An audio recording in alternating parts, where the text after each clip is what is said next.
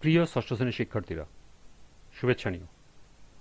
আজকে আমি তোমাদের গণিত বিষয়ের নতুন বই থেকে দ্বিতীয় অধ্যায় অনুশীলনী 2.3-এর 11 এবং 12 নম্বর অঙ্কের সমাধান করে দেব। প্রথমে তোমাদের বলবো, যারা আমার চ্যানেলটি সাবস্ক্রাইব করো নাই তারা আমার চ্যানেলটি সাবস্ক্রাইব করবে এবং আমার সাথে থাকবে। তাহলে চলো আমরা ক্লাস শুরু করি। অনুশীলনী 2.3, 11 নম্বর অঙ্ক। রবিন দৈনিক 10 ঘন্টা করে হেঁটে 12 দিনে 480 কিলোমিটার অতিক্রম করে। দৈনিক 9 ঘন্টা হেঁটে সে কত দিনে 360 কিলোমিটার অতিক্রম করতে পারবে?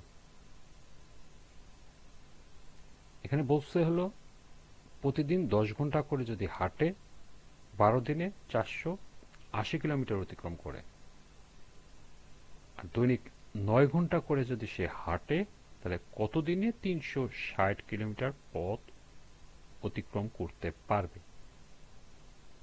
অর্থাৎ আমাদের কত দিনে, আমাদের এই দিনটা লিখতে হবে শেষে। আর এখানে আমাদের 3টি ক্যালকুলেশন করতে হবে, কারণ এখানে কোনোটাই হলো কমন নেই। এখানে দৈনিক 10 ঘন্টা আছে, এখানে দৈনিক 9 ঘন্টা আছে, অর্থাৎ কোনোটাই কমন নেই। তো 3টাই আমাদের ক্যালকুলেশনে আনতে হবে।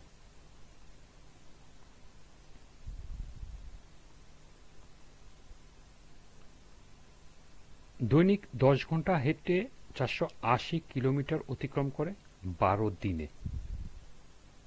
দৈনিক যদি 1 ঘন্টা হাঁটে তাহলে 480 কিলোমিটার যেতে নিশ্চয়ই বেশি দিন লাগবে।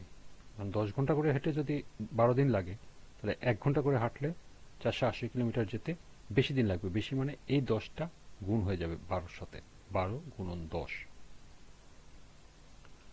আবার দৈনিক 1 ঘন্টা করে হেঁটে যদি 1 কিলোমিটার পথ অতিক্রম করে, তাহলে আগের চেয়ে কম সময় লাগবে, কম দিন লাগবে। কম দিন মানে হলো ভাগ। ভাগ মানে এই 480টা নিচে চলে আসবে, উপরে 12 গুণন 10 ঠিকই থাকবে, নিচে 480।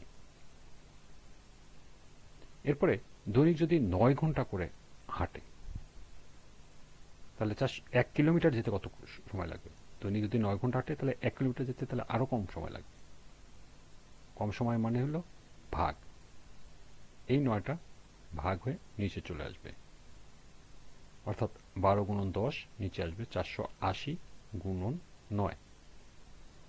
আবার দৈনিক যদি 9 ঘন্টা হাঁটে 360 কিলোমিটার, মানে দূরত্ব বেড়ে যাচ্ছে, তখন কতদিন লাগবে? নিশ্চয়ই বেশি দিন লাগবে। বেশি মানে এই 360টা গুণ হয়ে উপরে চলে যাবে, অর্থাৎ 12 গুণন 10 গুণন 360 নিচে আসবে 480 গুণ 9। এখন আমরা ক্যালকুলেশন করব।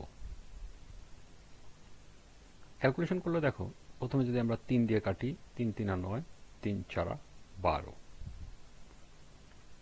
এরপর আমরা 120 দিয়ে যদি কাটি, 480 120 হলো 4 বার যায়, আর এখানে 360কে যদি 120 দিয়ে ভাগ দিই তাহলে আসবে 3।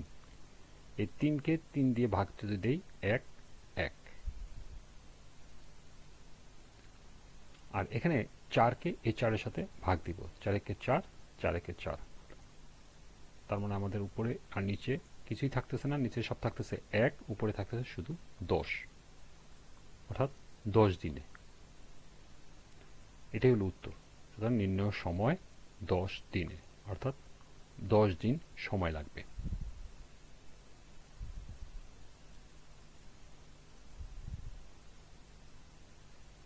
12, জালাল প্রতি 3 ঘন্টায় 9 কিলোমিটার পথ অতিক্রম করতে পারে। 36 কিলোমিটার পথ অতিক্রম করতে তার কত ঘন্টা লাগবে? বলছে 3 ঘন্টায় 9 কিলোমিটার পথ অতিক্রম করে, 36 কিলোমিটার অতিক্রম করতে কত ঘন্টা লাগবে? যেহেতু ঘন্টা লাগবে তাহলে আমরা ঘন্টাটা দিব শেষে। 9 কিলোমিটার অতিক্রম করতে সময় লাগে 3 ঘন্টা, 36 কিলোমিটার অতিক্রম করতে কত ঘন্টা লাগবে? আমরা এভাবেই ক্যালকুলেশন করব।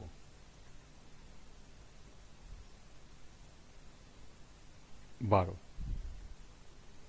জালাল 9 কিলোমিটার অতিক্রম করে 3 ঘন্টায়, তাহলে 1 কিলোমিটার অতিক্রম করে কম সময়ে 3 এই 9টা নিচে চলে আসবে, ভাগ 9।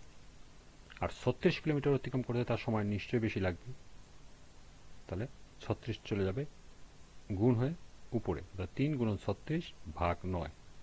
আমরা যদি 9 দিয়ে কাটি, 9 কে 9, 4 নং 36, 4 গুণন 3, অর্থাৎ 3 4 12 ঘন্টায়। এটাই হলো উত্তর। সুতরাং 12 ঘন্টা লাগবে।